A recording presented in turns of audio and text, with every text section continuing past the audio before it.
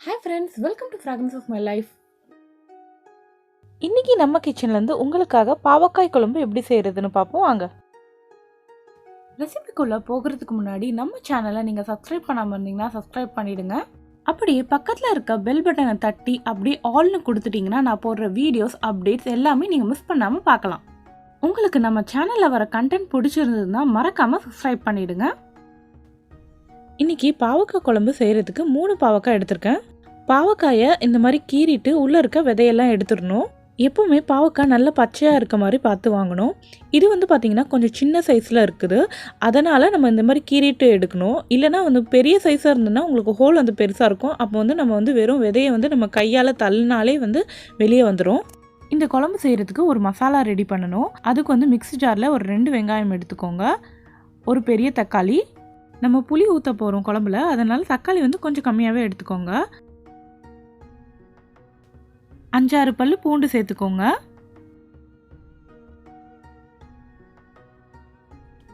1/2 teaspoon ஜீரகமும் வெந்தயமும் வறுத்தது சேர்த்துக்கோங்க. 2 teaspoon மிளகாய் தூள், ஒரு 1/2 டீஸ்பூன் மஞ்சள் தூள், 2 டீஸ்பூன் மல்லித்தூள்.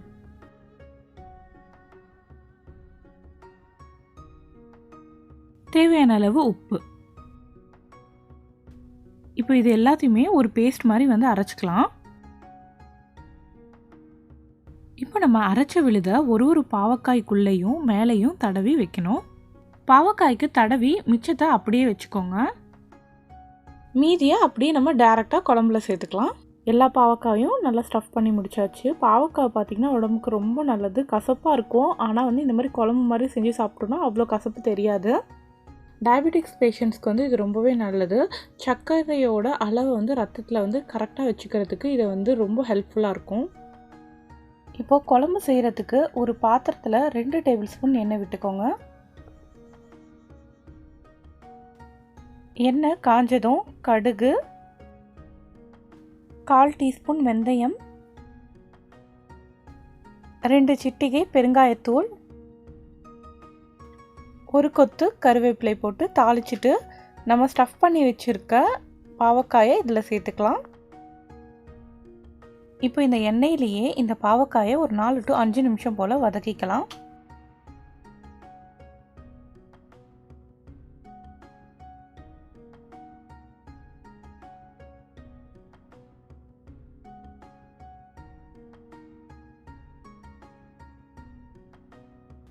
இந்த பாவக்காய் லைட்டாக கொஞ்சமாக அப்படியே சுருங்க ஆரம்பிக்கும். அந்த டைமில் நம்ம மசாலா மீதி இருந்ததுலேயே அதை சேர்த்துக்கலாம். இந்த மசாலா சேர்த்ததுக்கப்புறமா இதையும் பாவக்காயோட நல்லா கலந்து விட்டுக்கலாங்க. ஒரு 2 நிமிஷம் இந்த பாவக்காய் இதில் அப்படியே குக் ஆகட்டும். அதுக்கப்புறமா கொஞ்சமாக தண்ணி, ஒரு கப் அளவுக்கு தண்ணி இதில் சேர்த்துக்கலாம். இப்போ இதை ஒரு 3 to 4 நிமிஷம் வரைக்கும் நல்லா கொதிக்க விடுங்க. இதுலேயே இந்த பாவக்காய் ஒரு அரைவாசி நல்லா வெந்துடும். அதுக்கப்புறமா ஒரு பெரிய நெல்லிக்காய் அளவு புளி எடுத்து கரைச்சி அந்த புளி தண்ணியை இதில் சேர்த்துக்கலாம். புளியை சேர்த்ததுக்கப்புறமா பார்த்திங்கன்னா இந்த குழம்பை ஒரு மீடியம் ஃப்ளேமில் வச்சுட்டு 10 நிமிஷம் கிட்ட நம்ம கொதிக்க விடணும். அப்போ தான் இந்த பாவக்காய்லாம் நல்லா சாஃப்டாக வெந்து வரும்.